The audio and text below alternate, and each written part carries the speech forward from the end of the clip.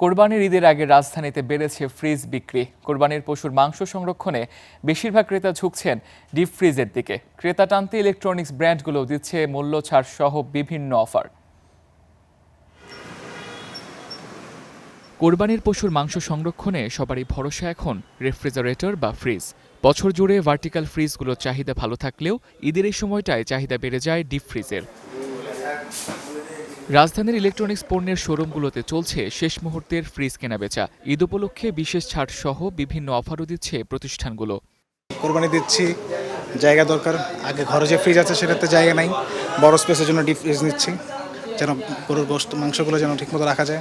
আগে যেই ফ্রিজটা ছিল এই ফ্রিজটা ছোটো, তো এই জন্য আমাদের অ্যাকোমোডেশন হচ্ছে না, যার জন্য একটা বড় ফ্রিজ নিলাম আর কি। ঈদের উপলক্ষে সবার ফ্রিজ বন্ধ থাকবে, তো আমি যে কিছু রাখবো এগুলো তো রাখতে পারতেছি না। অন্য ফ্রিজে তো এখন জায়গা পাবো না, আমার তো সব কিছু নষ্ট হবে। বিক্রেতারা বলছেন সারা বছরের তুলনায় ৭০% বেশি ফ্রিজ বিক্রি হয় কোরবানির ঈদকে কেন্দ্র করে। কোরবানির ঈদের সময় নর্মালি আপনার ডিপ ফ্রিজের যে বাজারটা এটা একটু বেশি সেল হয় অন্যান্য প্রোডাক্টের তুলনায়, শুধুমাত্র ফ্রিজটা একটু বেশি সেল হয় এই টাইমে। আমাদের চেস্ট ফ্রিজ যেগুলি ডিপ ফ্রিজ নামে পরিচিত ফ্রিজার, এটার প্রতি একটু ঝোঁকটা বেশি, বিশেষ করে খাবারটা সংরক্ষণের জন্য, মাংসটাকে সংরক্ষণের জন্য মনে করছি।